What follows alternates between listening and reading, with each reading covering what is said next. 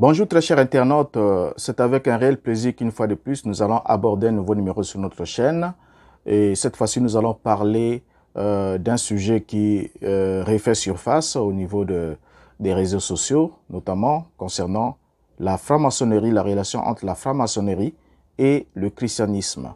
Et la question que nous allons nous poser, puisqu'il s'agira du message de William Branham, nous allons aborder alors cette question pour voir quelle est l'appréciation que William Branham avait de la relation entre la franc-maçonnerie et puis le christianisme. Alors, notre sujet, nous allons juste l'intituler sous une forme interrogative. Peut-on être chrétien et franc-maçon? Peut-on être chrétien et franc-maçon? C'est une grande question. Et nous savons très bien que le monde évangélique et le monde chrétien ne cessent de se poser cette question si marginale au fil des temps, depuis bien des temps.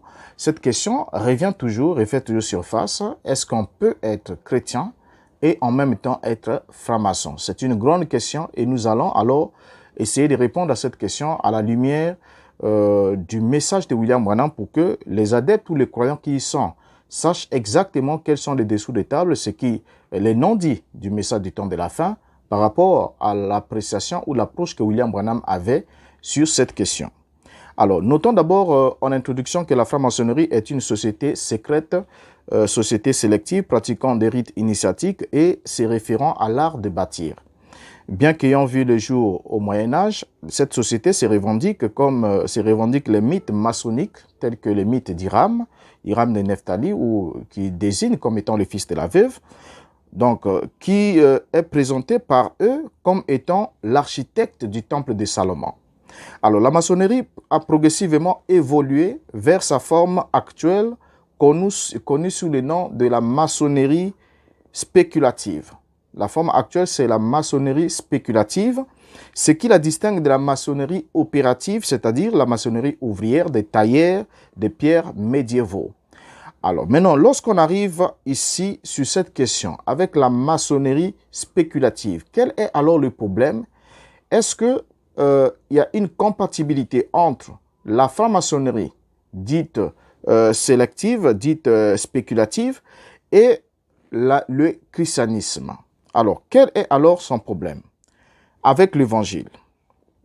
Nous savons que l'évangile, c'est la bonne nouvelle du royaume des cieux. L'évangile, c'est aussi une construction. Mais la franc-maçonnerie parle aussi de la construction, n'est-ce pas? Alors, pour commencer, la franc-maçonnerie dite opérative a eu au fil des temps à assimiler progressivement le mysticisme et l'occultisme de nombreuses religions et philosophies du Moyen-Âge pour devenir ce qu'on appelle aujourd'hui la franc-maçonnerie spéculative moderne. Donc, tout le problème qu'il y a avec la franc-maçonnerie, c'est cela. Donc, c'est une organisation secrète, une organisation qui, au fil des temps, a assimilé dans son sein le mysticisme, l'occultisme de nombreuses religions et philosophies du Moyen-Âge pour devenir ce que nous avons aujourd'hui. Alors, la plupart des érudits ont tenté de remonter la création ou encore remonter la maçonnerie moderne à l'époque où il y a eu la fusion des 4 loges à Londres, donc en 1717, pour former la première grande loge. Donc, il y a eu 4 loges qui ont fusionné ensemble pour former la première grande loge. Et là, nous étions en 1717. Maintenant, la maçonnerie opérative, elle, de son côté, s'est livrée à l'érection du temple des pierres, n'est-ce pas? Donc, les maçons, c'est-à-dire les ouvriers, la maçonnerie ouvrière, c'est des gens qui se livraient à l'érection du temple des pierres. Mais dans la maçonnerie spéculative, il y a une différence, c'est que la maçonnerie spéculative se propose l'érection d'un autre temple, c'est-à-dire le temple intérieur. Donc, les francs-maçons ou la maçonnerie, ceux qui se livrent à la maçonnerie spéculative, ne travaillent pas dans l'objectif d'ériger un temple de pierre, comme les anciens maçons qui étaient dans la maçonnerie opérative des ouvriers, mais eux, alors, travaillent dans l'objectif d'ériger le temple intérieur. Alors, quel fut le regard de William Branham sur cette organisation? C'est là la grande question, parce que nous avons déjà souligné avec vous que le problème de la maçonnerie, c'est qu'elle a pu assimiler en son sein, au fil des temps, le mysticisme, l'occultisme, de nombreuses religions et philosophies du Moyen-Âge. Donc tout cela s'est condensé dans cette organisation.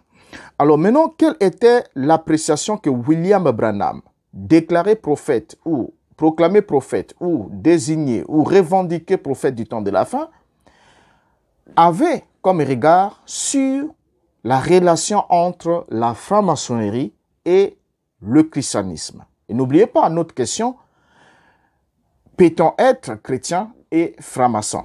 C'est là la question que nous nous posons aujourd'hui. On prend le regard qu'avait William Branham sur cette organisation. Nous sommes là dans Jésus s'éteignant sur l'autorité de la parole, prêché le 17 février 1954, le paragraphe 5. Lisons Branham. Il dit ce qui suit. « Je n'ai rien contre les loges, mais la franc-maçonnerie, les hautes philo, ou n'importe quelle loge serait tout aussi bonne s'il ne s'agissait que de la cérémonie. Elles ont leur bon côté et leur mauvais côté, juste comme l'Église. » Fin de citation. Qu'est-ce qu'on vient de lire ici ensemble? Pendant que la citation est devant nous, relisons-la en ralenti. C'est William Branham qui nous fait la déclaration. Il nous dit ce qui suit. Là, nous sommes en 1954. Il dit « Je n'ai rien contre les loges. » Je n'ai rien contre les loges. Nous soulignons cela, je n'ai rien contre les loges. Donc, William Branham ici déclare qu'il n'a rien contre les loges. Il continue. Mais la franc-maçonnerie, les Odd Fellows ou n'importe quelle loge serait tout aussi bonne s'il ne s'agissait que de la cérémonie. Elles ont leur bon côté et leur mauvais côté, juste comme l'Église. Bien. Qu'est-ce qu'on souligne ensemble avec vous? William Branham nous donne déjà en introduction son approche, sa lecture de la franc-maçonnerie. Et il nous dit qu'il n'a rien contre les loges. Ça, nous le soulignons. Branham n'a rien contre les loges, n'est-ce pas? Et n'a rien à voir contre quelque chose a une définition. Lorsque quelqu'un dit « je n'ai rien contre », ou le fait de n'avoir rien contre quelque chose, ou contre un système, ou contre un mouvement, ou contre une personne, signifie quoi? Vous pouvez faire des vérifications, vous allez voir que cette expression est claire.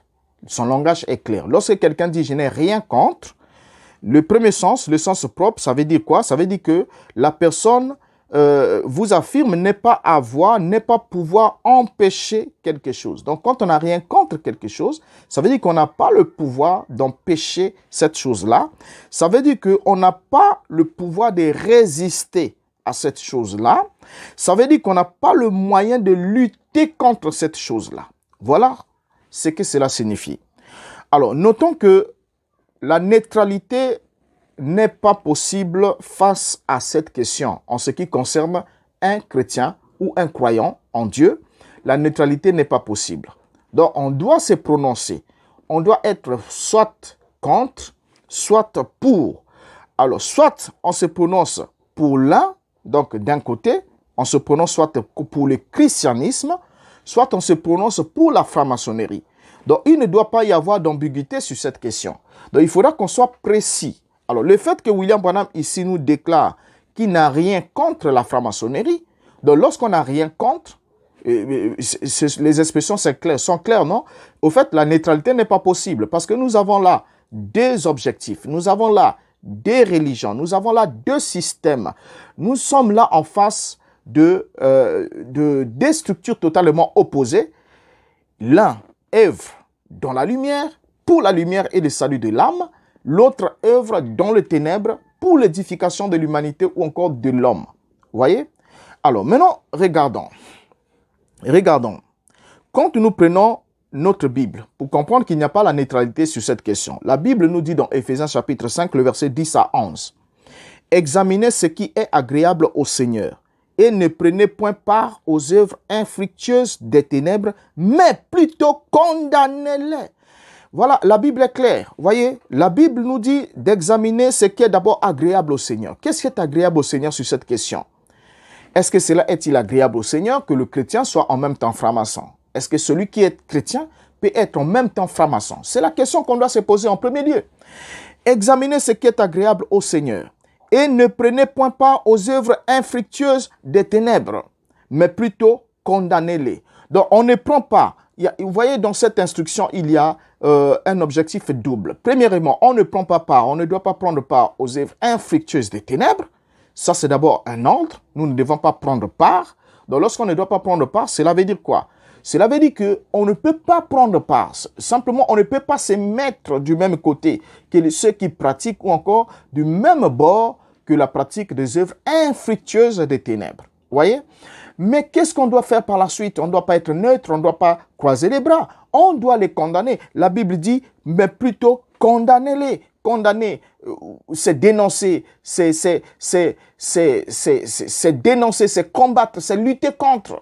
Donc, on doit apporter une condamnation contre les œuvres infructueuses des ténèbres. Quand on prend Luc chapitre 16, le verset 13, le Christ dit ce qui suit. Nul serviteur ne peut servir deux maîtres. C'est la Bible. Nul serviteur ne peut servir deux maîtres. Notons que la franc-maçonnerie ne sert pas le Créateur suprême, ne sert pas l'Élohim suprême, ne sert pas le Dieu de la Bible. Ils n'ont rien à voir avec ça. Bien qu'il y a des loges qui sont d'obédience déiste, et qui croient en l'existence de Dieu, d'autres sont athées, ainsi de suite. Mais la franc-maçonnerie dans son ensemble, de manière générale, c'est une organisation qui n'a rien à voir avec l'Église, qui n'a aucune relation avec l'Église. Vous allez le comprendre pendant que nous avançons. Voyez? Alors, dans général, le Christ ici est clair. Il nous dit, nul ne peut servir deux maîtres, car il haïra l'un et aimera l'autre, ou il s'attachera à l'un et méprisera l'autre. Vous ne pouvez servir Dieu et Mammon. Voilà, c'est la Bible. Ça, c'est le Seigneur qui le dit. Vous voyez, il le dit parce que dans chaque organisation, dans chaque structure, il y a un maître. Qui est le maître de l'Église? Le maître de l'Église ou le chef de l'Église, c'est le Christ. Mais qui est le maître de la franc-maçonnerie? Ce n'est pas le Christ. Ça, c'est clair. Maintenant, on ne peut pas servir deux maîtres à la fois. Et lorsqu'on est devant, en face de deux maîtres, le Christ est clair, il ne parle pas, il ne dit pas qu'il y a une neutralité, c'est-à-dire qu'on peut servir ni l'un ni l'autre. Non, lorsqu'on sert l'un, soit on aime l'un et on doit haïr l'autre. Soit on s'attache à l'un et en même temps on méprise l'autre. Donc si je ne peux pas mépriser, c'est-à-dire si je m'attache au christianisme, au messianisme, je suis porté par obligation de mépriser la franc-maçonnerie. Voyez, je suis porté par cette obligation de le mépriser. Tout comme celui qui, vous allez comprendre cela, si j'aime le Christ, je suis obligé de haïr l'entité vénérée ou l'entité vénérée par la franc-maçonnerie. C'est clair. Donc, je ne peux pas aimer servir deux maîtres. Je dois aimer l'un, je dois haïr l'autre. Et dans Marc chapitre 9, le verset 40, le Christ ajoute, qui n'est pas contre nous est pour nous. Donc, le principe est clair, qui n'est pas contre nous est pour nous. Donc, si William Branham n'est pas contre la franc-maçonnerie, c'est qu'il est pour la franc-maçonnerie. Il n'y a pas de neutralité, mon frère. Ça, ce n'est pas moi qui le dis, parce qu'on vous dira des choses, on dit, voilà, il fait dire à Branham ce qu'il n'a pas dit, mais nous venons ici de lire la citation, la déclaration de William Branham. Et on peut ramener cette déclaration, puisqu'on va avancer, on va prendre le temps que cela nous prendra, parce qu'il faudra qu'on réponde réellement à cette question, à la lumière des Écritures et du message du temps de la fin, pour que ceux qui sont bernés, qui sont encore conduits dans cette affaire, comprennent exactement ce à quoi ils se sont accrochés. Voyez, le prophète Branham est clair sur cette question. Il vous dit, dont Jésus s'étendant sur l'autorité de la parole, il dit, je n'ai rien contre les loges, mais la franc-maçonnerie, les loges, mais la franc-maçonnerie des Old Philo, ou n'importe quelle loge serait tout aussi bonne s'il ne s'agissait que de la cérémonie. Elles ont leur bon côté et leur mauvais côté, juste comme l'Église. Alors donc, Branham ici, dans cette déclaration, il ne s'est pas caché. Il vient de nous dire que la franc-maçonnerie serait tout aussi bonne s'il ne s'agissait que de la cérémonie. Voilà. Donc, la franc-maçonnerie a aussi son bon côté et son mauvais côté selon Branham. Tout comme, selon toujours Branham, l'Église a aussi son bon et son mauvais côté. Donc, il compare les deux. Il dit que puisque l'Église a le bon et le mauvais côté, la franc-maçonnerie a aussi les bons et les mauvais côtés. Alors, de la même manière qu'on tire le bon côté de l'Église, on peut aussi tirer le bon côté de la franc-maçonnerie. En fait, c'est ce qu'il est en train de nous donner comme message. C'est ce qu'il donne comme message. Maintenant, lorsque Branham apprécie, il dit que la franc-maçonnerie, s'il ne s'agissait que du côté cérémonie, c'est impeccable. Donc, les bonnes choses qu'il y a dans la franc-maçonnerie, c'est les cérémonies. Donc, le côté cérémonial, c'est ça qui est meilleur, qui est la bonne chose qu'il y a dans la franc-maçonnerie, que l'Église sûrement n'a pas. Selon Branham. Vous voyez, parce que la franc-maçonnerie a aussi les bons côtés et les mauvais côtés, tout comme l'Église a aussi les bons et les mauvais côtés. Branham met l'Église et la franc-maçonnerie sur la balance et leur donne le poids équitable. Donc, ils ont chacun d'eux le bon et le mauvais. Comprenez déjà là où il est en train de nous emmener. Suivons-le progressivement. Lorsque Branham apprécie, il dit que si ce ne s'agissait que du côté cérémonie, ça serait impeccable. N'est-ce pas? Mais notons ensemble avec vous que la cérémonie initiale pratiquée par toutes les loges maçonniques et la cérémonie à laquelle on soumet tout néophyte, c'est l'initiation maçonnique. Ça, c'est la toute première cérémonie.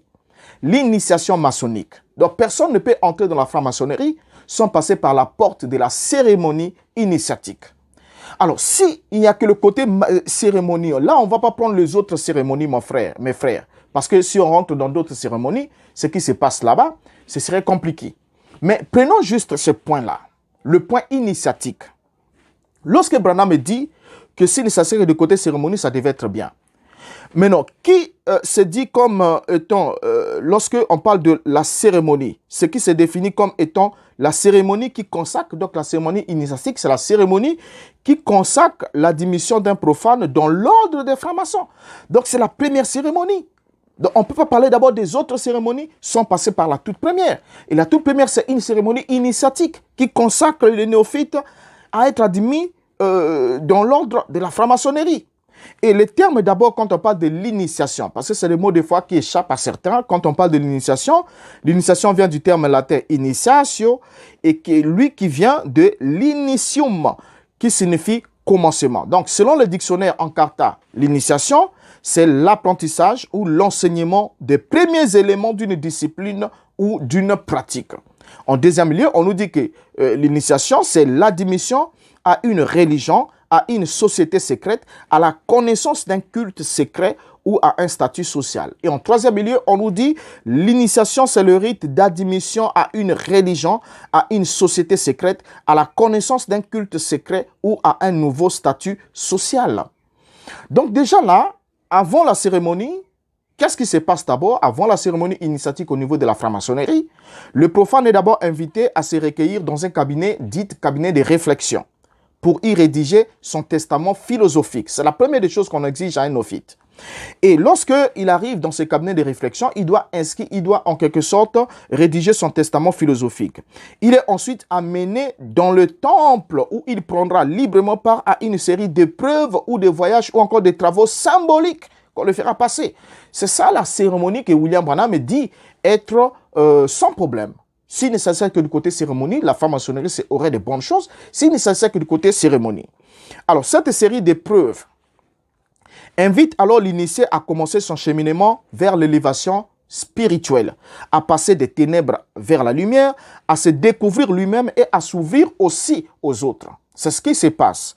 Alors, en fait, l'initié prête serment et son testament philosophique est brûlé et l'officier orateur lui souhaite la bienvenue dans la loge. C'est la fin de la cérémonie initiatique, la toute première cérémonie que l'on fait subir à tout néophyte qui s'approche pour accéder, traverser la porte maçonnique.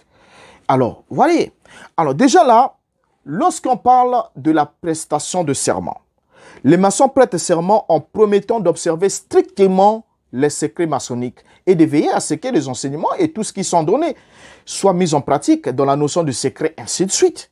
Certains savent ce qui se passe, mais beaucoup ne le savent pas. Alors, ils prêtent serment d'observer strictement le secret maçonnique. Bien. Alors, donc, c'est en cela que Branham dit que la franc-maçonnerie serait bonne s'il ne s'agissait que du côté cérémonial. C'est la question qu'on se pose. Est-ce que c'est ça une bonne chose? Est-ce que c'est ça une bonne chose? Qu'on fasse prêter serment. Or, le Christ dit ne jurez sur rien. On ne doit jurer sur rien. Voilà. Mais lorsque la personne prête serment, il prête serment pour observer les enseignements de la franc-maçonnerie et les queues de l'eau pour commencer d'avoir la structure, le rassemblement tel qu'il est.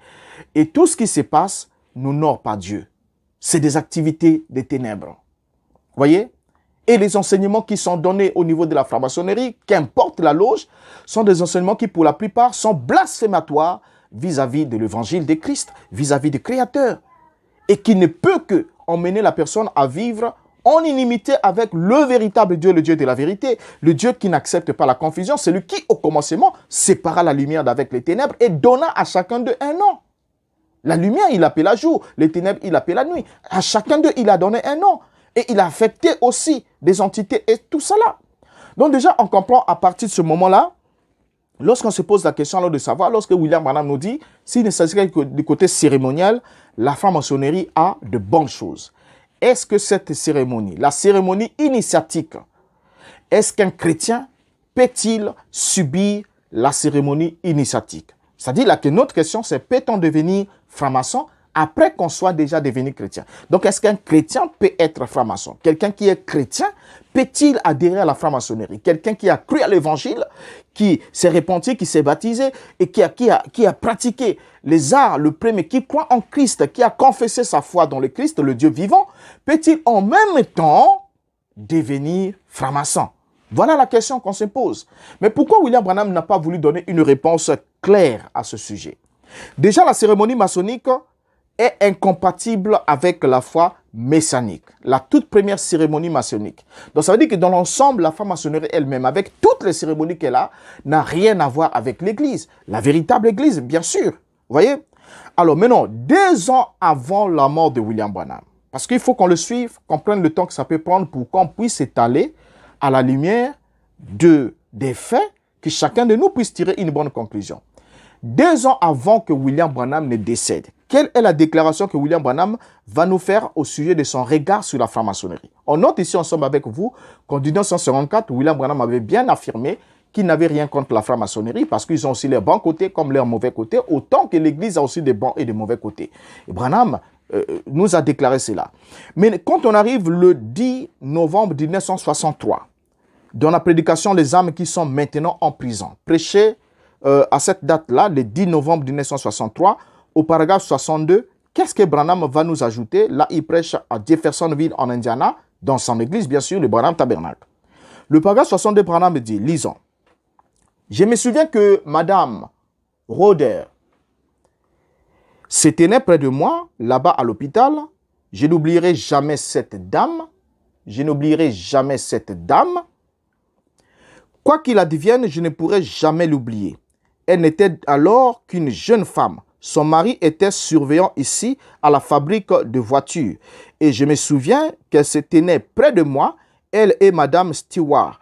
En fait, ce sont elles qui avaient payé. Ce sont elles qui avaient payé ma facture d'hôpital.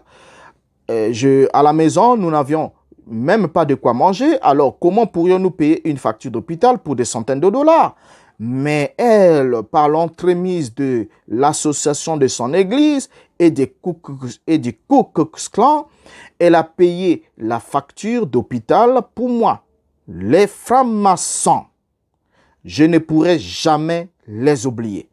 Voyez, peu importe ce qu'ils font ou quoi toujours, il y a quelque chose qui reste gravé en moi. Voyez, c'est ce qu'ils ont fait pour moi en payant la facture chez le docteur Reader. Il vit encore. Il habite ici à Port Fitland et il pourra vous raconter l'histoire. Bien, là, William Branham ne s'en cache pas. Ces femmes ont payé sa facture d'hôpital pendant que lui, il était incapable de payer les frais. Et Branham nous affirme, je ne pourrai jamais les oublier. C'est normal. Un bienfait ne doit pas être oublié. On doit toujours être reconnaissant pour les bienfaits. C'est logique de ne pas être ingrat, de reconnaître, de témoigner pour un bienfait. Là, nous n'avons pas un problème. Branham est libre. Au fait, c'est son droit le plus absolu, c'est même logique. Vous voyez, et honnête de reconnaître lorsque quelqu'un vous fait du bien, de le reconnaître, de le confesser, de l'accepter. C'est la reconnaissance. C'est très honnête de sa part.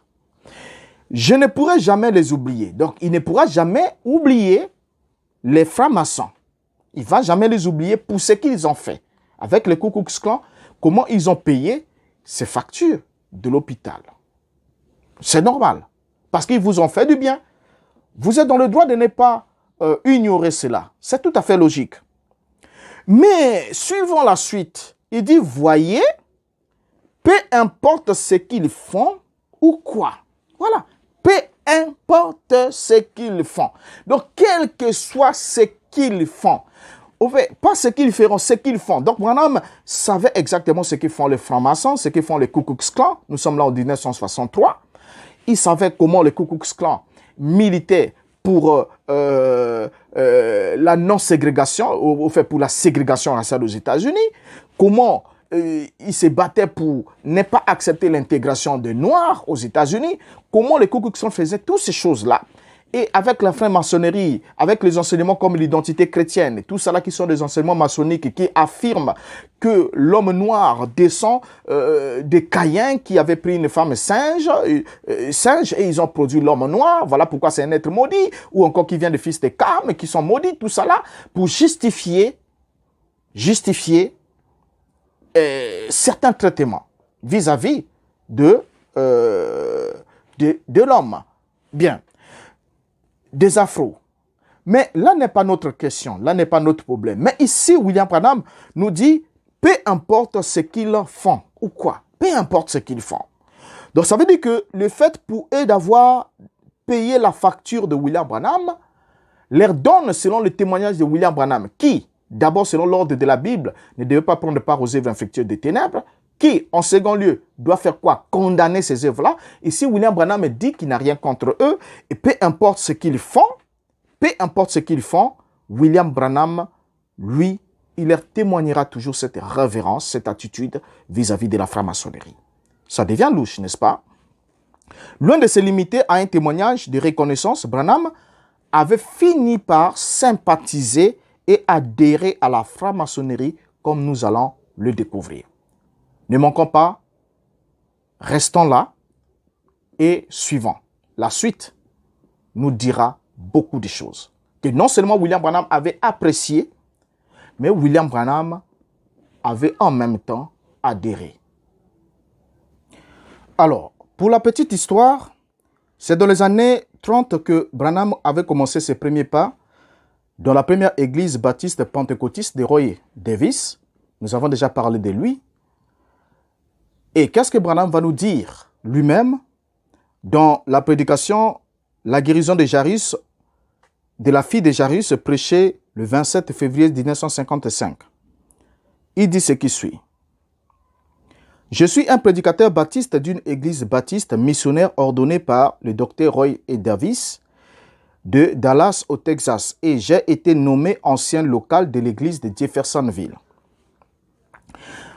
Déjà là, pour la petite histoire, l'église de Roy Davis avait des anciens, et comme Branham vient de nous dire ici, qu'il a été nommé ancien dans cette église de Roy Davis, et parmi les anciens, il y avait un certain Elder, il y avait George D. Ark, et il y avait William Branham. Et c'est tel que nous pouvons le voir ici dans ce petit document ici, cet extrait de journal, qui montre le programme, comme quoi les noms sont cités là, les anciens. Nous avons ici Elder, nous avons George D. Ark, nous avons William Branham. Mais seulement, la question, le problème avec ça, c'est que George D. Ark était un ancien de l'église pentecôtiste de Royce Davis à Jeffersonville, au même moment que William Branham aidait Roy Davis à diriger cette église-là. Donc, George D. Ark et William Branham étaient les anciens dans cette église de George, plutôt de Roy Davis. Mais seulement, lorsqu'on voit dans la publication, même comme on l'a dit, la publication du 18 février 1933, dans ce journal, la publication du programme de l'église pentecôtiste baptiste de Roy Davis, on voit bien que George D. Ark, comme vous pouvez le voir là, George D. Ark et William Branham sont désignés comme étant les anciens et les services leur sont attribués. Alors, par la suite, Branham va commencer son tabernacle pentecôtiste avec les membres de l'église de Royce Davis. Nous pouvons le lire dans ses rangées du côté de Jésus, prêché le 1er juin 1962, au paragraphe 8, Branham dit ce qui suit, c'est important, parce qu'on doit remonter l'historique pour savoir d'où vient le mal. Au paragraphe 8, Branham dit, « Maintenant, quand j'ai posé là cette pierre angulaire ce matin-là, je n'avais jamais pensé que je serais un pasteur. Pour commencer, ce n'était pas dans ma vocation et mon premier appel était d'être dans le champ d'évangélisation. Il y a de cela plusieurs années et j'avais commencé ici sous une tente juste de l'autre côté de la rue. Et je me rappelle quand frère Royce Davis, là-bas, et son église avaient pris feu. Ce groupe de gens étaient juste comme des brebis éparpillées, sans berger. Ils n'avaient pas de place où aller et moi, monsieur Hittenberg, était alors chef de la police. Il m'avait appelé là-bas et m'avait dit « Nous sommes ici pour vous aider ». Il a dit « Je suis moi-même catholique », mais il a dit « Ces gens n'ont probablement pas d'habits ». C'était pendant la période de la crise. Il a dit « Ils se rendent à d'autres églises, mais ils se sentent mal à l'aise. Et ce sont des braves gens. Et je connais beaucoup d'entre eux. » Il dit « Billy, si tu veux commencer une église, dit-il, je veux que tu saches que nous sommes derrière toi pour tout ce que nous pouvons faire en vue de te secourir. » Et je l'ai remercié pour cela. Donc déjà, avec cette citation, on voit que William Branham avait récupéré les membres de l'église de Roy Davis quand son église avait pris feu, n'ayant plus d'endroit où aller, selon la proposition même de cet homme. William Branham avait récupéré alors les membres de cette église-là pour bâtir son tabernacle pentecôtiste.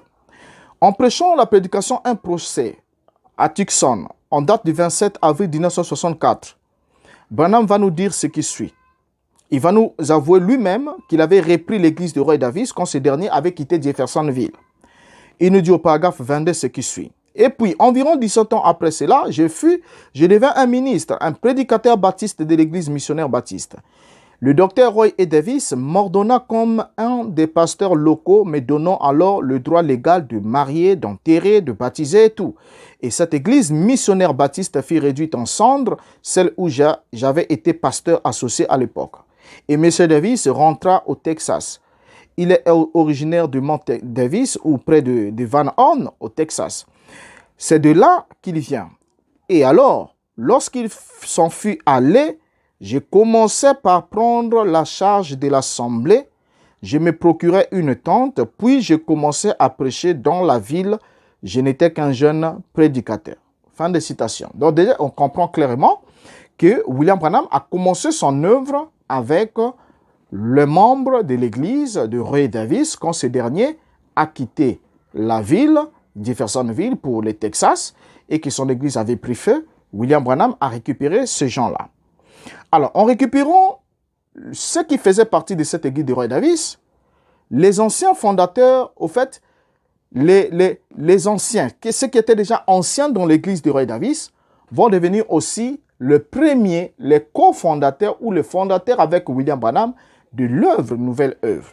Nous allons entendre William Branham lui-même nous témoigner une expression très importante parce qu'il est important qu'on saisisse ce point, qu'on comprenne qu'est-ce qui s'est réellement passé. Il va dire dans la prédication Images de Christ, les images de Christ prêchées à Jeffersonville le 25 mai 1959, le paragraphe, nous sommes là, le 25 mai 1959. Branham dit ce qui suit, il dit « Vous savez ce qui me revient en tête en ce moment? Hier, j'ai ramassé le vieux registre de l'église. C'était, je ne l'ai pas vu. Eh bien, franchement, c'est la première fois que je m'y intéresse. J'ai dû l'utiliser lorsque l'église a été fondée. Et il y avait le nom de frère Seward dessus. Et il y avait le frère George Diak, le frère Weber, tous ces noms-là. Et j'ai vu les petites classes de l'école de dimanche. J'ai vu que notre offrande totale de 5 classes était $1,60 pour ce tabernacle avec des centaines assis ici. $1,60, voir. Puis j'ai regardé les tableaux d'aujourd'hui et j'ai pensé combien sont partis. Frère Frank Brau là-bas, le mien, c'est mon beau-père. J'ai vu ces anciens, Madame Weber, tous ces anciens. Ils ont tous grimpé à l'échelle, monté à l'étage. Ils sont tous partis. Donc ici, on comprend ensemble avec vous que William Branham dit, il nous dit que lorsque l'Église a été fondée, il y avait le nom, il vient de nous le dire, il y avait le nom de frère Seward dessus, il y avait le nom de frère Georgie Hack, il y avait le frère Weber et tous ces noms-là. Et ici, il se félicite, nous sommes en 59, de services qu'ils ont rendus et ils nous affirment qu'ils ont déjà traversé de l'autre côté, donc ils n'étaient plus de ce monde. Alors, on peut bien voir le nom de George D. Hack, le nom de Seward et le nom de Weber sur cet acte de garantie.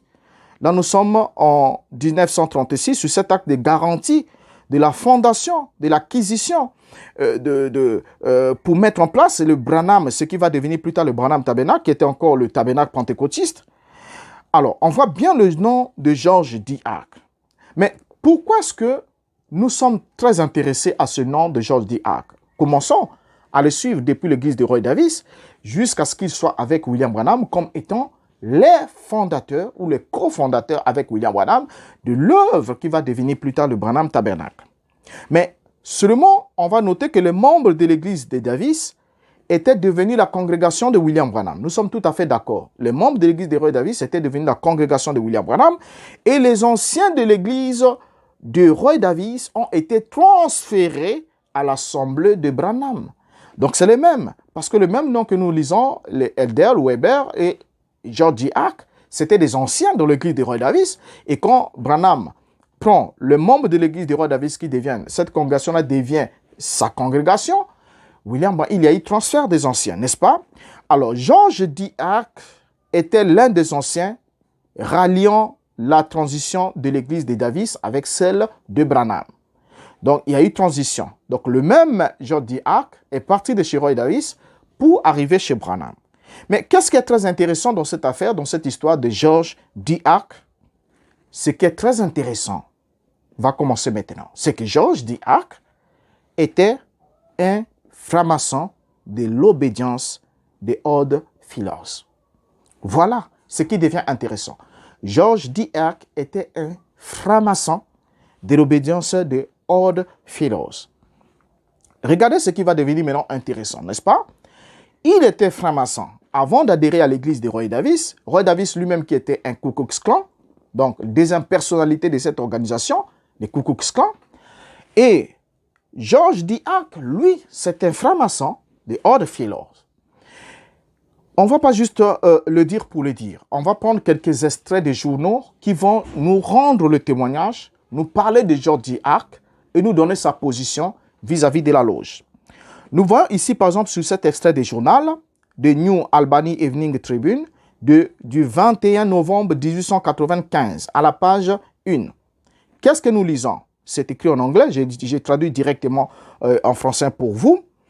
Il a dit, Messieurs Goran Kraft, P.H. Barrett, Edward Kay et George D. Hack participent à la grande loge des Odd Fellows à Indianapolis en tant que délégués des loges locales. Bien, voilà cette coupure de journal, c'est en anglais, je lis pour vous en français. Et qu'est-ce que nous lisons, qu'est-ce que nous constatons? Nous constatons que le journal nous affirme clairement que George D. Hack, donc M. Goran Kraft, P.H. Barrett, Edward Kay et George D. Hack participent à la grande loge des Odd Fellows à l'Indianapolis en tant que délégués des loges locales. Et lorsqu'on prend l'autre coupure de journal, le New Albany Evening Tribune du 13 janvier 1896, la page 1 nous dit ce qui suit. Lisons juste cet extrait. Qu'est-ce que nous lisons? Nous voyons, il est écrit, la loge numéro 1 de New Albany s'est réunie lundi soir et a installé ses officiers. Les nominations suivantes ont été faites. George D. Hack. Ensuite, on cite les autres noms qui s'en suivent. Et par après, on prend le troisième témoignage, c'est dans The Courier Journal, de Courier Journal Sun du 24 décembre 1911. Qu'est-ce que nous lisons sur cet extrait? Il nous a dit ce qui suit. On va quand même lire, c'est un peu long, c'est en anglais là, mais je lis directement en français pour vous. Qu'est-ce que nous lisons? Il a dit, les dirigeants des 3 sociétés secrètes sont élus. Voilà dans l'entête. Et ensuite, on nous dit, la loge des francs-maçons de New Albany, la loge Excelsior de IOQF, la loge de Manchester United et la loge de Goodwill, chevaliers et dames d'honneur, ont tenu leur élection annuelle des dirigeants dans leurs salles respectives à New Albany vendredi soir lorsque les dirigeants suivants ont été élus. La loge des francs-maçons de New Albany, le maître des lieux, William Ross, le surveillant principal, James Aslett, le surveillant subalterne, Edgar Greenaway, le trésorier, Thomas Courtney, le secrétaire, C.V. Hall, le diacre principal, et Grace, le diacre subalterne, Henry Gebhardt, le tiller, L.P. Sisser, les intendants, Charles Jackman et Samuel Aslett. Maintenant, lisons le 3e paragraphe. Il est dit, Excelsior Lodge Manchester, United Noble, Grand, oui. Il nous a dit, on nous parle de Warren C. Offcroft, vice-grand Miles Sams, grand-maître C.H. Dallo, secrétaire financier Roy Mundy, secrétaire archiviste E. Mock, gardien Joseph Lemon, aumônier Alexander Knox, garde intérieur Francis Baker, garde extérieur George D. Arc. Bien, on le souligne ensemble avec vous. Vous voyez? Et là déjà, une confirmation absolue. George D. Arc était franc-maçon et en même temps membre et ancien dans l'église de Roy Davis, lui-même un Ku Klux Klan, et William Branham et Roy Davis étaient les anciens dans l'église de Roy Davis, et ensuite, George D. Arc est devenu l'ancien dans la première église de William Branham après que Roy Davis soit parti. Branham va prendre la charge de ce groupe avec toujours le même George D. Arc, le franc-maçon de la loge des Odd Fellows.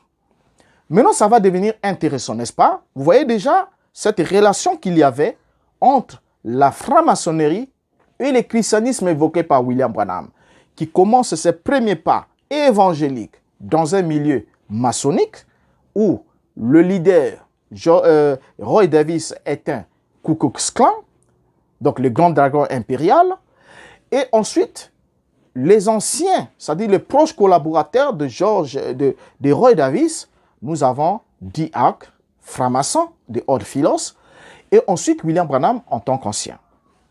Ça devient intéressant, n'est-ce pas? Lorsqu'on arrive le 20 février 1955, William Branham, prêchant dans le temple de Shiners of Onyx, va alors prêcher un message intitulé « La seconde venue » et nous allons écouter ce qu'il va nous dire. Ça devient très intéressant. Il va nous dire et nous allons scruter cela ensemble. N'oublions pas le personnage de William Branham qui est à côté de lui.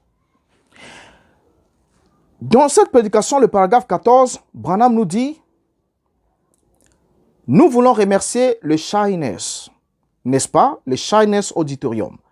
Les Shiners, ils ont été gentils avec moi partout où je suis allé. Ils ont ouvert leurs portes. Si je montais une tente par mauvais temps, ils ouvraient leurs portes et disaient « Viens. » Enfin, je suis le seul de ma famille, dans la famille de mon père, ou de ma mère, ou aussi de ma femme, qui soit lié soit aux francs-maçons, soit aux Shiners, soit à quelque chose dans les organisations. Et que Dieu les bénisse, c'est ma prière, qu'il les fasse chacun. Maintenant, nous réalisons que si je pouvais dire cela, que chacun d'entre vous soit chrétien, si l'Église ne peut produire des personnes qui soient chrétiens, combien plus l'organisation ne le pourrait pas. Mais nous prions que le Seigneur Jésus-Christ, dans sa miséricorde, sauve chacun d'entre eux avant que nous quittions cette terre. Que Dieu vous bénisse tous. La source de cette citation, je mets le lien, non seulement le titre, mais je mets aussi le lien qui vous permettra de remonter parce que vous allez comprendre pourquoi est-ce qu'il faudra que vous ayez aussi ces liens qui vous permettra de remonter à la source de cette citation de William Branham. La brochure, c'est la seconde venue, mais le lien est là, il est là affiché, https://churchage.net/sermons/Branham/1955. Et si vous entrez dans ce lien, vous allez retrouver cette brochure avec cette version rendue de cette déclaration de William Branham. Qu'est-ce qui nous intéresse dans cette citation?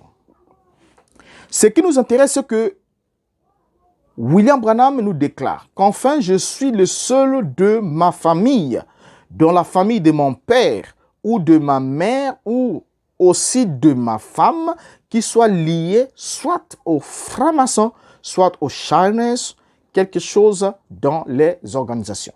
C'est ce que nous soulignons. C'est dit par William Branham, c'est dit de sa propre bouche, c'est sorti de sa propre bouche. Alors, Branham ici nous affirme être lié aux Shiners. Il était dans un auditorium Shiners. Il dit que chaque fois qu'il montait même une tente dans les mauvais temps, ils ouvraient largement leurs portes et lui disaient « Viens ». Et Branham appréciait cela. Et Branham prie que Dieu les bénisse et que Dieu les sauve aussi, puisque l'Église peine même à faire des chrétiens. Mais qu'en est-il alors de l'organisation comme les Shiners? Comment est-ce qu'il aurait? C'est comme si les Shiners fabriquaient ou produisaient des chrétiens, on ne sait pas, à sa manière à lui, bien sûr. Alors, William Branham nous dit qu'il est le seul de la famille, de sa famille, de la famille de son père, de la famille de sa mère ou de la famille de sa femme à être lié aux francs-maçons et dans leurs organisations qui soient liées soit aux francs-maçons, soit aux Shiners, soit à quelque chose dans les organisations. C'est bien souligné. C'est la déclaration de William Branham. Bien souligné. Maintenant, qui sont les Shiners? Les Shiners ou AAONMS, donc ancienne Arabic Order of the Nobles of the Mystic Shiners, traduisible par ordre arabe ancien des nobles du sanctuaire mystique. Voilà les Shiners. Ordre arabe ancien des nobles du sanctuaire mystique. Sont une société paramaçonnique nord-américaine fondée par Walter M. Fleming et William J. Florence à New York dans les années 1870. Leur particularité est qu'ils recrutent leurs membres parmi les francs-maçons du 3e degré. Les 3 premiers degrés, nous le savons, c'est les 3 premiers degrés, les 3 premiers grades maçonniques. Pour ceux qui ne le savent pas, c'est l'apprenti, le compagnon et le maître. Donc, pour être recruté comme étant membre de l'organisation des Shiners, il faut être maçon du 3e degré. En d'autres termes, il faut être maître maçon. Voilà l'information que nous avons déjà dans l'entrée de jeu. William Branham est lié aux organisations, lié aux francs-maçons, aux organisations de Shiners. Il est le seul à avoir une place dans les organisations de ce genre, du seul du côté de son père, de sa mère, de sa femme, le seul. C'est sa déclaration. Alors, Branham ici, par rapport à la définition de Shiners, qui est une organisation paramaçonnique, c'est-à-dire qu'il ne recrute que parmi les maçons du 3e degré, parmi les maîtres, donc il faut être maître maçon d'une loge pour être admis dans l'organisation des Shiners. Si tu n'es pas maître maçon, tu n'as pas accès aux Shiners. Alors, Branham ne serait pas lié ou ne ferait pas partie des Shiners, comme il vient de nous le déclarer, s'il n'était pas lui-même d'abord un maître maçon. Faites des recherches, faites des démarches, et c'est ainsi. Donc, il ne pouvait pas avoir une place dans cette organisation, il ne pouvait pas être lié à eux. Parce que quand on parle de lié, c'est un lien, un attachement, faire partie. Donc, il ne pouvait pas être de Shiners si il n'était pas maître maçon. Bien, je sais que certains, dans cette panique, lorsqu'ils ont vu la déclaration de William Branham, là-dessus, la voix de Dieu, après un certain temps, après nous avoir publié d'abord, je vais vous mettre la citation, les premières citations de la voix de Dieu en anglais, vous allez voir des points d'interrogation, tout, on met des propos hésitants pour qu'on ne comprenne pas ce que Branham voulait exactement rendre.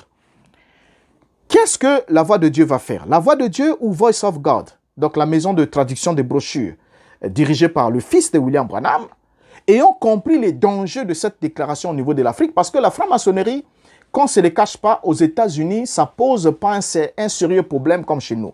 Là-bas, ils n'ont pas la même lecture de la franc-maçonnerie comme maintenant, comme chez nous ici. Nous, ici, nous comprenons, parce que nous sommes quand même en Afrique. L'Afrique avec la sorcellerie, le mysticisme, tout ce qu'il y a. Quand on entend franc-maçon, nous avons une idée parce qu'on connaît ces gens, certains de ces gens. Nous avons une idée de ce qu'ils sont. Vous voyez?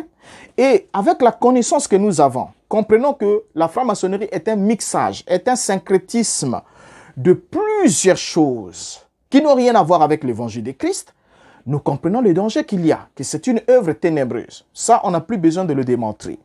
Mais seulement, quand Joseph Branham a compris les dégâts que cela fera, cela faisait déjà, cela annonçait avec cette déclaration, Voice of God va créer une controverse sur cette déclaration de Branham du 20 février 1955 dans le but d'embrouiller les pistes pour que vous ne compreniez pas ce que vous venez de comprendre maintenant là, que William Branham déclare lui-même être de Shyness. Voilà pourquoi il avait cette opportunité de plus absolue, irrésistible. Partout où il prêchait dans les grandes villes, quand il y avait les temples Shyness ou les auditoriums, l'auditorium ça peut être loué. Mais les temples Shyness, leur temple à eux, on ne peut pas vous donner accès pour faire une organisation, organiser un service. Enfin, si c'est le service de Dieu qui amène la lumière pour dégager les âmes et tout, dans un temple maçonnique. William Branham fait cette déclaration. Il n'est pas dans un auditorium de Shyness, mais il est dans le temple de Shyness. Un temple paramaçonnique de Shyness avec toutes les structures qu'il faut pour les tenues de leur loge. Et là, Branham affirme.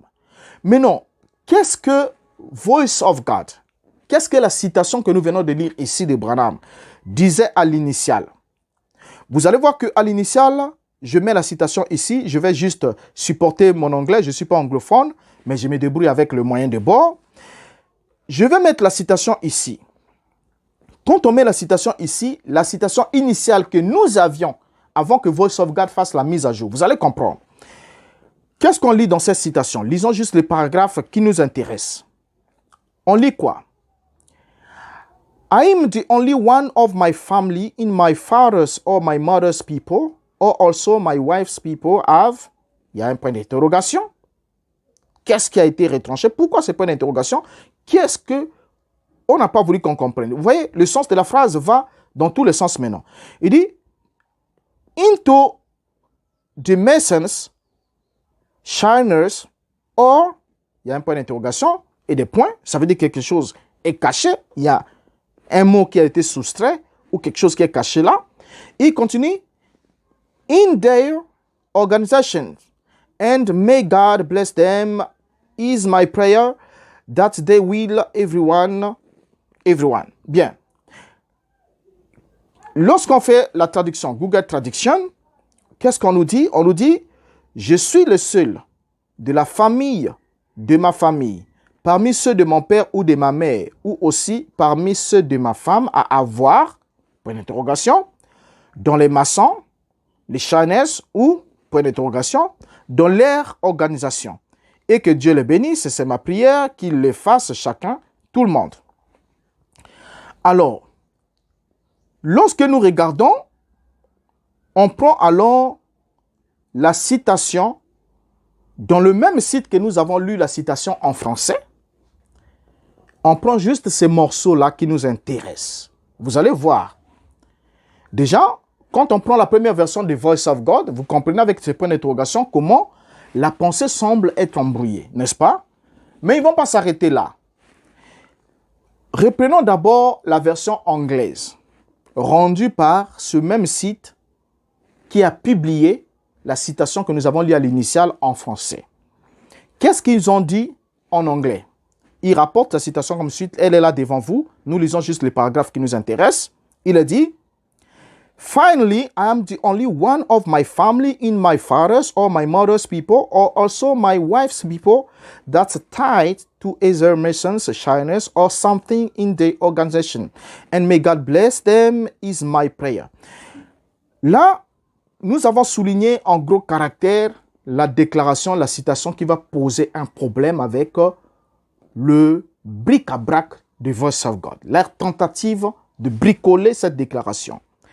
Ici, vous voyez que la déclaration est limpide. Il n'y a pas de point d'interrogation, il n'y a pas de point de suspension, il n'y a rien de retranché. La citation est entière, la phrase est claire, n'est-ce pas? Et la traduction française, nous avons lu comment Branham dit qu'il est le seul de la famille de son père, de sa mère, de sa femme, qui soit lié aux organisations maçonniques, aux francs-maçons, c'est-à-dire les Shiners, ou avoir une place dans les organisations. Mais qu'est-ce que Voice of God va nous donner?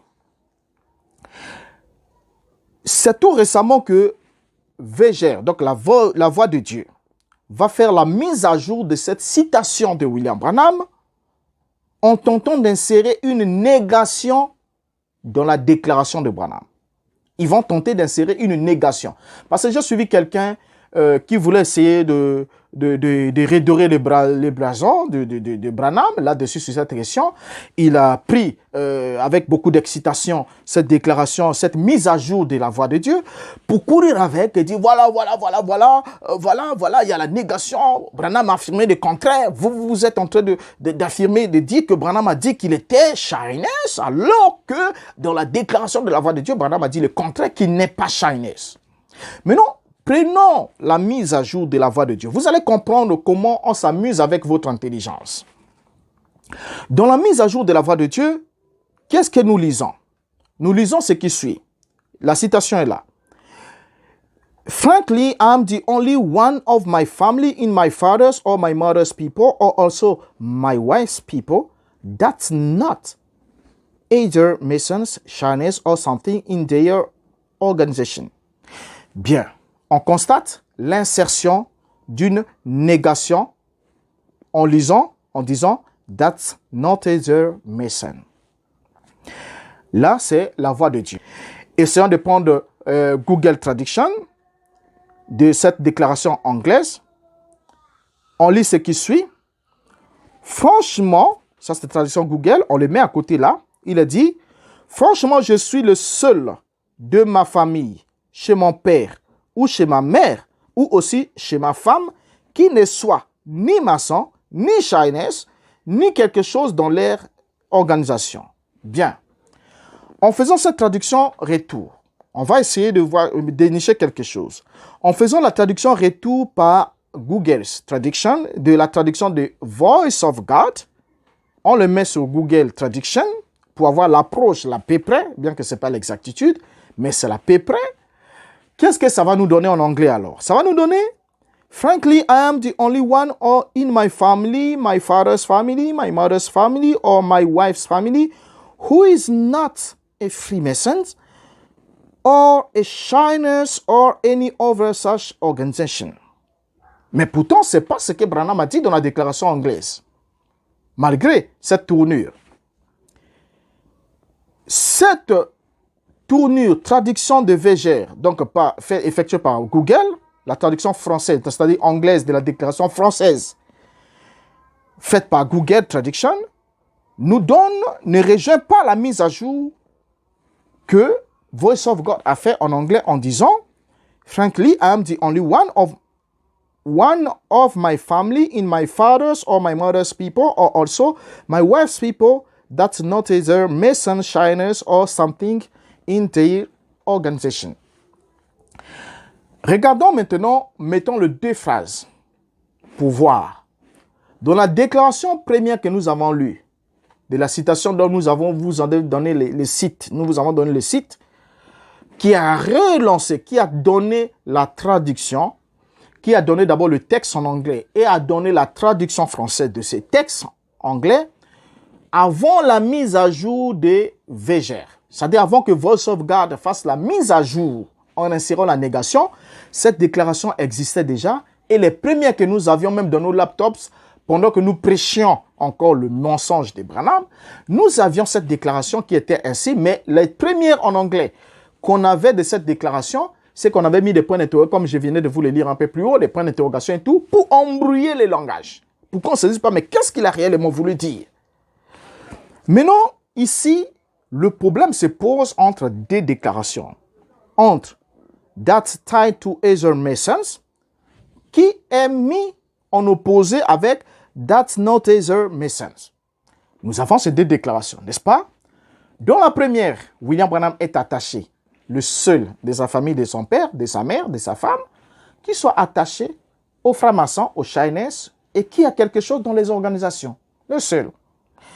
Mais selon la mise à jour des Voice of God, William Branham est le seul de la famille de son père, de sa mère, de sa femme, qui ne soit pas attaché à la franc-maçonnerie, ni aux Shiners, ni n'ayant quelque chose dans les organisations. Est-ce que vous trouvez ça même sérieux entre vous que cela, au fait, vous êtes croyant du message du temps de la fin. Je n'en disconviens pas. Vous avez vendu votre âme au message. Je n'en disconviens pas. Vous êtes prêts pour certains d'entre vous à dire, si Branham va en enfer, je pars avec Branham. Je n'en disconviens pas. Mais faites quand même un peu appel à votre sens de logique. Au fait, lorsque les gens se moquent de vous, parce que pour les gens, c'est du business, ça se gagne. C'est des sous qui sont gagnés dans cette affaire-là de Branham, du message de Branham. Mais vous qui êtes là, qui sont pris au piège, vous qui êtes pris au piège, essayez un peu d'utiliser votre matière grise. Essayez un peu, juste un tout petit peu. Nous avons essayé un peu de montrer l'historique de Branham. Comment il a commencé ses premiers pas avec les Ku Klux Klan et dans un milieu des Ku Klux Klan, les Earthfillers, n'est-ce pas? Et quelle était sa vue, sa vision de la franc-maçonnerie de loge? Et comment, durant tout son ministère, il a prêché dans des temples maçonniques, il prêchait dans les auditoriums maçonniques. Ça, c'est un autre problème, parce qu'un auditorium, ça peut être loué par n'importe qui pour un service. Mais les temples, c'est autre chose. Bien, maintenant, avançons. Prenons l'audio. Quand nous allons prendre l'audio, vous allez, au fait, j'aimerais pas d'abord parler, écoutons l'extrait audio, la voix vocale de William Branham sur cette déclaration, rien que cette séquence. Écoutons-les.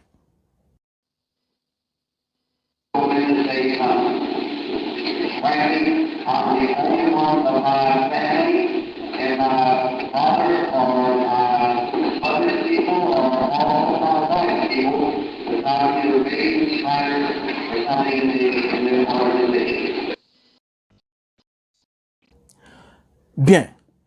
Après avoir écouté cette séquence, qu'est-ce que nous retenons? 1. La séquence, la voix n'est pas très claire, n'est-ce pas? Donc, il y a de quoi mettre une spéculation. S'il y a une négation, c'est tied. Est-ce qu'il a dit that's tied, that tied to Heather Masons, ou il a dit that's not Heather Masons? Est-ce qu'il a dit l'une de ces déclarations ou l'autre? Maintenant, pour que nous comprenions, puisque la voix semble ne pas être très claire, il y a beaucoup de bruit et tout. Vous comprenez ensemble avec moi, n'est-ce pas? Déjà, en écoutant cet audio-là, vous voyez que ça ne justifiait pas les premiers points d'interrogation qu'on nous mettait avant dans d'autres citations. Donc, on ne nous avait pas d'abord rendu la vérité comme telle. Et c'est lorsque les autres ont publié cette vérité, la citation véridiquement entière, que Voice of God a voulu récupérer. Il a récupéré la question et il a introduit la négation. Et cette négation qui ne devait, au fait, pour ceux qui ont fait anglais, qui devaient savoir comment Branham, avec son anglais, devait avoir une autre formulation pour mettre la négation. Mais on n'en est pas là. Mais non, selon la première déclaration de Branham, il affirme être le seul membre de sa famille, du côté de son père, du côté de sa mère, de sa femme, à être maçon et à être admis dans l'organisation maçonnique de Shiners. Et ensuite, il est béni à cet effet. Il est béni parce qu'il lui ouvre toujours les portes. Il est béni parce qu'il est le seul membre de toutes ces familles-là à faire partie de cette organisation. N'est-ce pas? Ça, c'est selon la première déclaration que nous avons lue ensemble avec vous, avant la mise à jour de Voice of God. Mais non, quand on prend la déclaration mise à jour de Voice of God, qu'est-ce que nous comprenons? Que alors, selon cette déclaration mise à jour, Branham affirmerait être le seul membre de sa famille, du côté de son père, de sa mère, et même de sa femme, à ne pas être maçon et à ne pas faire partie des organisations de Shiners et des autres organisations. Bien. Si on prend ça dans cet angle-là, on est en train alors de lire, selon la citation mise à jour, Branham en train de nous affirmer que toute sa famille, donc la famille de son père, du côté de son père, du côté de sa mère, du côté de sa femme, tout le monde étaient les francs-maçons, en fait, faisaient partie de l'organisation de Shiners, sauf lui, Branham. Ça veut dire que quand il dit « je suis le seul », I'm the only one, je suis le seul, ça veut dire que tous les restes que j'ai cités, là, j'ai catégorisés, sont des maçons et des Shiners. Est-ce vrai? Je parlais avec un frère qui s'est agité quand il m'a balancé cette question. Je l'ai posé cette question-là. Il est parti, il ne m'a pas répondu.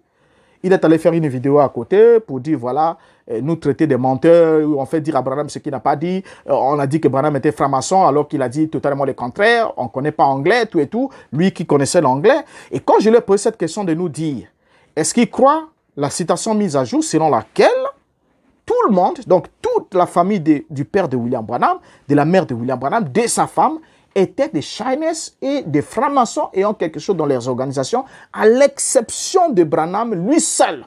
Donc lui seul était accepté. Est-ce vrai? Je crois que la bonne réponse, en toute logique, c'est faux. C'est faux. C'est faux. Parce qu'on ne voyait pas la famille de William Branham côtoyer les francs-maçons, mais c'est William Branham, lui qui côtoyait les francs-maçons, lui qui était rédévable aux francs-maçons, lui qui disait qu'il n'avait rien contre les francs-maçons, lui qui était constamment dans les temples maçonniques, prêchant, tenant des services dans des temples maçonniques. Ça, ce n'est pas un problème. Trop un problème. Mais continuons. Déjà, vous avez la réponse, vous comprenez que la mise à jour des Voice of God est un véritable mensonge. Ce n'est pas Branham qui fait exception de ne pas faire partie des Shiners, et que toutes ces familles-là, sa famille citée, font partie de ces Shiners. C'est un mensonge. Et ça, vous posez la question à votre pasteur, vous posez la question, j'ai posé la question à ces frères-là, il est parti, il ne m'a jamais répondu. Il n'a jamais répondu à ça.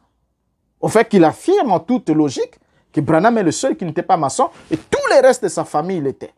Tout le reste. Et quand on dit tout le reste, ça veut dire les frères qui sont nés. Donc son père, ses oncles, donc du côté de son père, donc la famille de son père, donc son père, ses frères, tout le monde. Et les frères de William Branham, tout le monde, franc-maçonnerie, on va chez sa femme, tout le monde, on va chez le côté de sa mère, l'indienne est là, tout ce monde-là était des francs-maçons. Est-ce que vous trouvez ça logique? C'est pas logique. Vous comprenez? Donc vous voyez déjà que cette mise à jour des Voice of God ne tient pas la route. Ne tient absolument pas la route. Mais non, on ne s'arrête pas là. Là, nous étions le 20 février 1955. Suivant William Branham avant de chuter, mes frères. Suivant. Ensuite, on va répondre à cette question. Avec Branham, bien sûr. Quand il arrive le 25 février 1955, donc 5 jours plus tard, Branham est toujours à Phoenix, en Arizona, dans le temple de Shiners, en train de prêcher dans le temple. Pas dans l'auditorium, mais dans le temple de Shiners. Et ça, même certains rendus, vous avez par exemple Shekinah, Shekinah avec Dioka. Lorsqu'il traduit des brochures, il n'est même plus le lieu. Il n'est même plus le lieu où cela a été prêché. Et même quand il prêche du haut de l'air chair, il ne donne plus la date, il ne donne plus le lieu. Or, tout ça fait partie du message de Branham. On doit savoir où est-ce qu'il a prêché, dans quelles circonstances et comment, quand. C'est important. Mais pourquoi est-ce qu'on ne veut plus signifier il était dans un temple Shiners, il était dans le temple de ceci, dans telle loge, dans tel temple, tout ça là. Pourquoi on ne veut plus le signifier dans les brochures de la traduction de Shekinah? Parce qu'ils savent. Ils savent qu'il y a des gens qui sont en train de se réveiller. Vous voyez? Ici, William Branham est dans le temple de Shiners. Qu'est-ce qu'il déclare dans la prédication Jésus glorifié? Prêché le 25 février 55. Donc 5 jours plus tard, après nous avoir fait la déclaration là, on va faire le lien.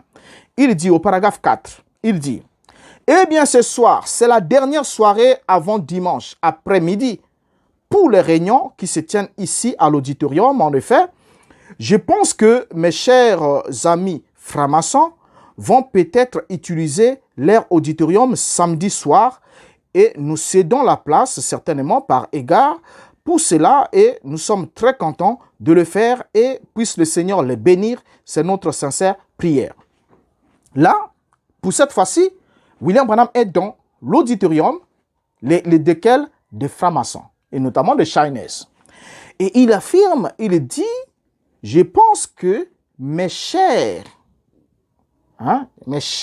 c'est clair, mes chers amis francs-maçons vont peut-être utiliser leur auditorium samedi soir. Donc, ce qui veut dire que le service de samedi soir, on ne va pas le tenir, on va tenir le service de samedi, de dimanche après-midi, parce que dimanche matin, on laissera à chacun le choix d'aller dans sa propre église, aller adorer, ainsi de suite. Donc ici, Branham dit, je pense que mes chers amis, donc les francs-maçons sont ses chers amis. C'est important à noter. Je pense que mes chers amis francs-maçons vont peut-être utiliser leur auditorium samedi soir. Écoutez mes frères, le principe divin est clair. Celui qui n'est pas contre vous est pour vous. Et celui qui est pour vous ne peut pas être contre vous. On ne peut pas être ami de celui qui n'est pas ami de Dieu quand on est nous-mêmes amis de Dieu. La relation est claire. Si je suis ami de Dieu, je ne peux pas être lié d'amitié. Je ne peux pas appeler un ami celui qui n'est pas ami de Dieu. Ce n'est pas possible. Ce n'est pas possible. Mais ici, les francs-maçons sont les chers amis de William Branham.